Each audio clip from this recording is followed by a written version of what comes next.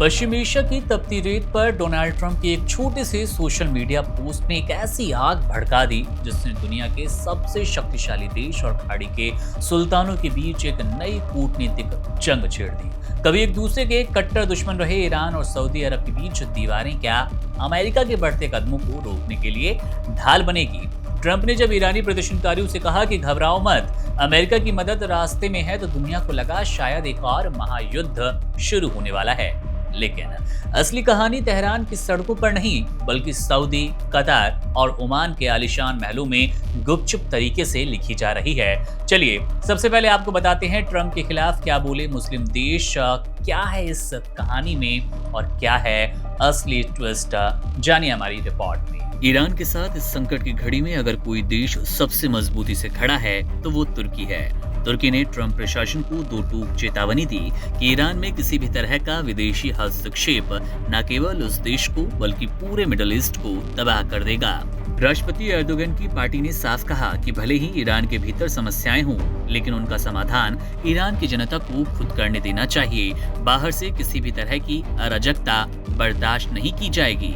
Qatar ने Trump की सैन्य योजना पर रेड सिग्नल दिखाते हुए कहा कि अगर अमेरिका ने ईरान पर हमला किया तो ये पूरे मध्य पूर्व में महाविनाश लाएगा। कतर का रुख बिल्कुल साफ है, उसे युद्ध नहीं चाहिए। उसने सभी पक्षों से संयम बरतने और कूटनीति के जरिए रास्ता निकालने की अपील की। ईरान के साथ लंबे समय तक प्रतिद्वंदिता रखने के बावजूद सऊदी अरब इस बार युद्ध के पक्ष में नहीं है। सऊदी ने कहा कि ईरान पर किसी भी सैन्य हमले की खबर से गहरी चिंता में सऊदी नजर आता है।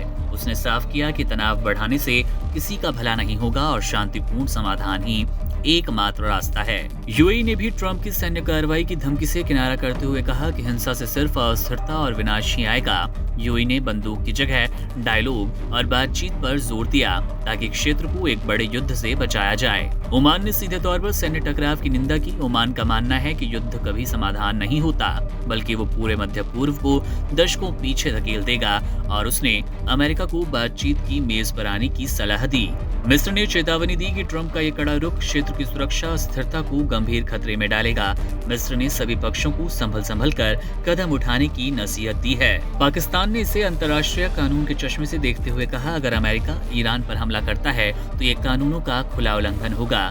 पाकिस्तान ने साफ किया कि इस हमले का असर पूरे दक्षिण एशिया और क्षेत्र पर पड़ेगा, इसलिए तनाव को तुरंत कम किया जाए। ईरान के पड़ोसी इराक ने आगाह किया कि सैन्य कार्रवाई पूरे मध्य पूर्व की शांति को खाक में मिला देगी।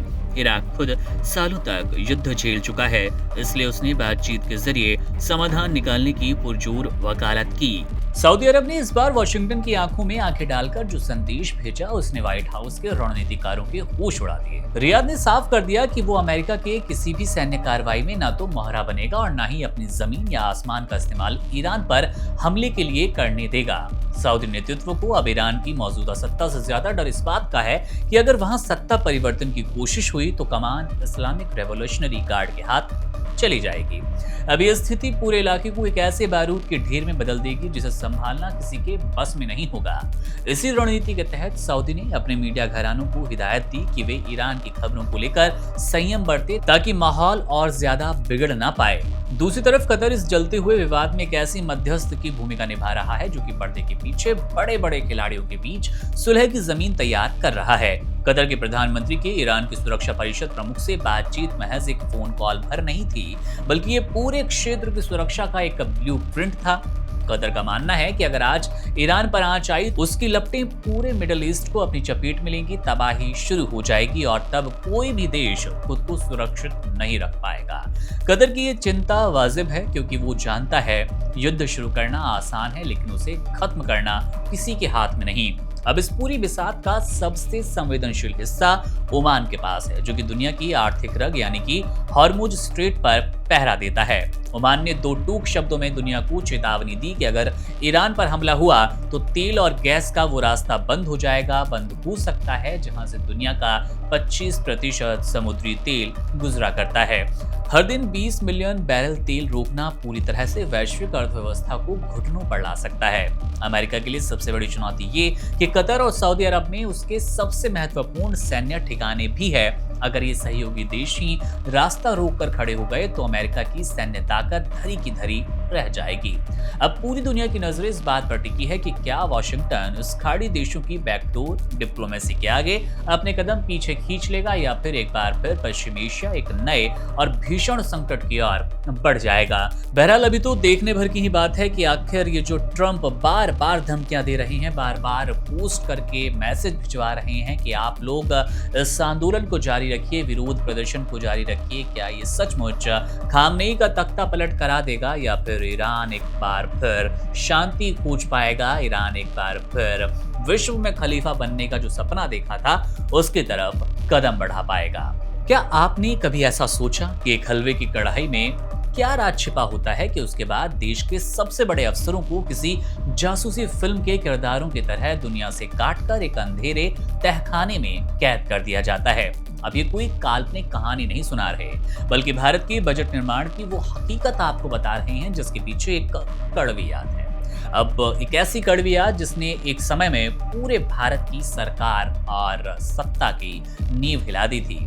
आज हम जिस बजट को बड़ी शान से पेश होता देखते हैं, उसकी अभेद्य सुरक्षा की नींव दरअसल 74 साल पहले एक बहुत बड़ी धोखाधड़ी और शर्मिंदगी के मलबे पर रखी गई। ये कहानी है साल 1950 की, जब भारत अपना पहला गणतंत्र बजट पेश करने की तैयारी कर रहा था। उस समय देश के वित्त मंत्री जॉन मथाई थे। उन दिनों बजट बनाने की प्रक्रिया आज जितनी हाईटेक और गोपनीय बिल्कुल नहीं थी। बजट के दस्तावेजों की छपाई आज की तरह नॉट ब्लॉक के किसी गुप्त बेसमेंट में नहीं, बल्कि सीधे राष्ट्रपति भवन के अंदर की जाती थी। अब सुरक्षा के घेरे तो थे, लेकिन शायद उनमें वो सख्ती नहीं थी जो कि आज देखने को मिलती है। अभी बजट संसद के पटल पर रखा नहीं गया था कि अचानक दिल्ली के गलियारों में ये खबर आग की तरह फैल गई कि बजट के कुछ बेहद संवेदनशील हिस्से लीक हो गए। अब ये खबर सुनते ही सरकार के हाथ पांव फूल गए, क्योंकि बजट लीक होने का मतलब था कि देश की अर्थव्यवस्था के साथ बहुत बड़ा खिलवाड़, बहुत बड़ी उलटफेर आर्थिक रूप से भारत को झेलनी पड़ेगी। बजट लीक होने की इस घटना ने संसद से लेकर सड़क तक एक तूफान खड़ा कर दिया। विपक्ष ने सरकार को घेरते हुए उसकी साख पर सवालिया निशान लगाए। सबसे बड़ा डर ये कि टैक्स और व्यापार से जुड़े गोपनीय जो जानकारियां थी, अब वो आर्थिक स्तर पर हो सकती है, इनकम टैक्स से लेकर हो सकती है, ट्रेड्स को लेकर हो सकती है, उनसे जुड़ी गोपनीय जानकारियों के बाहर आने से कुछ बड़े कारोबारियों को इसका गलत फायदा होगा या अब तक वो फायदा उठा लिया होगा। इस बात की शंका, इस बात की चिंता तेज हो गई। अब इस एक चूक ने वित्त मंत्री जॉन मथाई की साख पर एक ऐसा दाग मड़ा कि उन्होंने भारी दबाव के चलते इस्तीफा देने का मन बना लिया।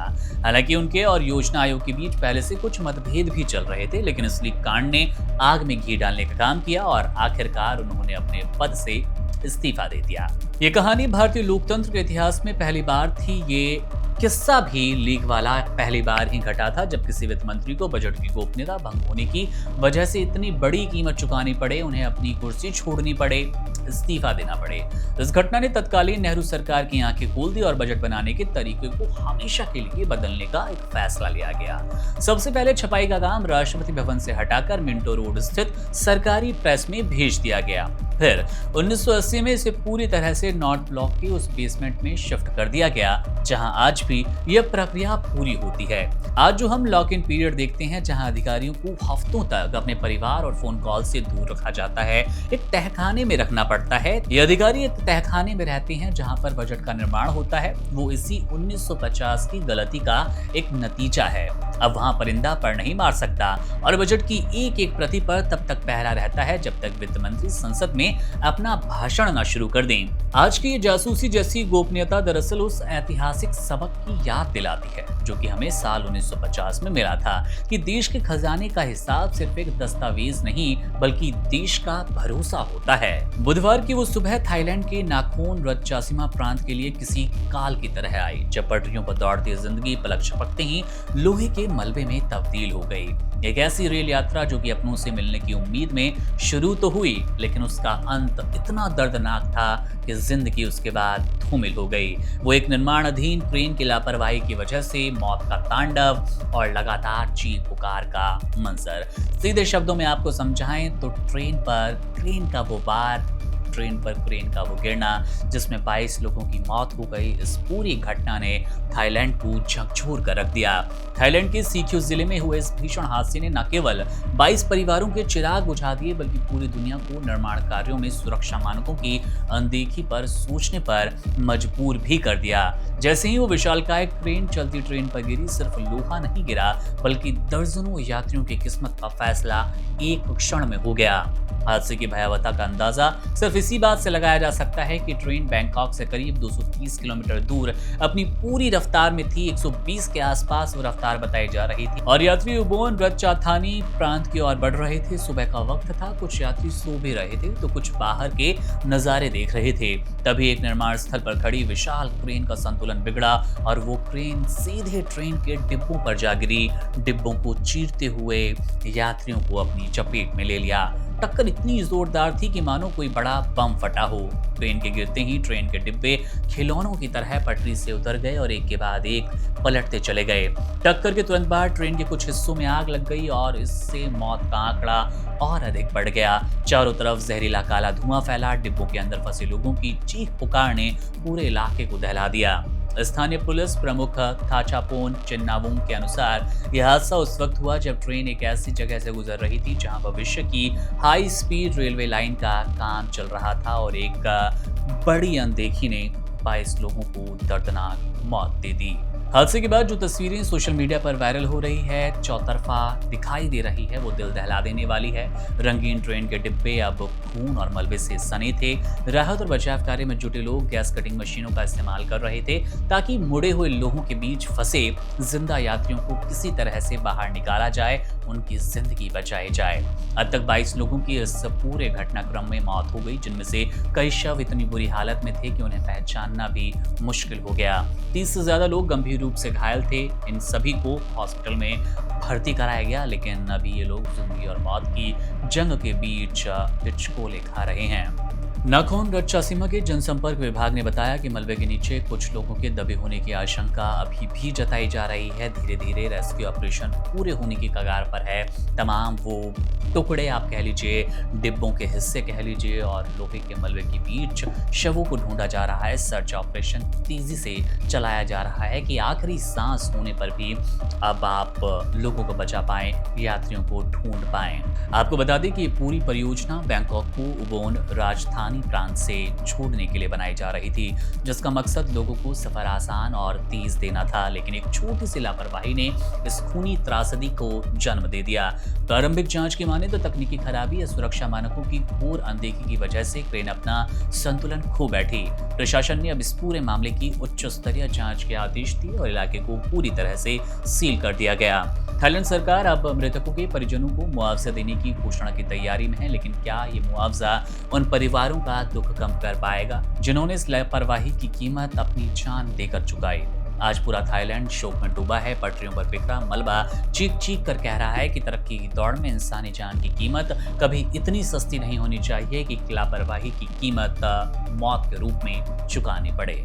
जब कड़ाके की ठंड में पूरी धरती ठिठुर रही होती है और धुंध की चादर चारों ओर लिपटी होती है, तब आकाश के सम्राट भगवान सूर्य अपनी दिशा बदलकर एक नए युग का सूत्रपात करते हैं। ये केवल कैलेंडर की एक तारीख नहीं बल्कि अंधकार से प्रकाश और जड़ता से गति की ओर बढ़ने वाली वो एक अच्छी घड़ी है, एक महामुहूर्त है जिसे हम मकर संक्रांति के नाम से जानते हैं। क्या आपने कभी सोचा कि एक ही दिन पूरे भारत में कहीं पतंगे उड़ती हैं तो कहीं आग जलाई जाती है, कहीं नदियों में आस्था की डुबकी लगाई जाती है तो कहीं तिल के लड्डू खाए जाते हैं? इस विविधता के पीछे छिपा है वो खगोलीय विज्ञान और पौराणिक रहस्य जो कि हजारों सालों से भारतीय संस्कृति की रीढ़ बना है। मकर संक्रांति नाम के पीछे एक बहुत ही रोचक अर्थ छिपा है। ज्योतिष शास्त्र में संक्रांति का अर्थ होता है संक्रमण या एक स्थान से दूसरे स्थान पर जाना। जब 9 ग्रहों के राजा सूर्यदेव धनु राशि की अपनी यात्रा पूरी कर अपने पुत्र शनि की राशि मकर में प्रवेश करते हैं तो इस विशेष घड़ी को मकर संक्रांति कहा जाता है।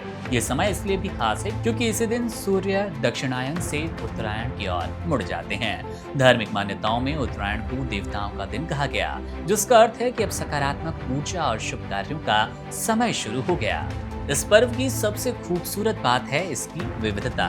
उत्तर भारत, खासकर बिहार और उत्तर प्रदेश में इसे खिचड़ी के नाम से जाना जाता है, जहां चावल और दाल का मेल जीवन की सादगी और एकता को दर्शाता है।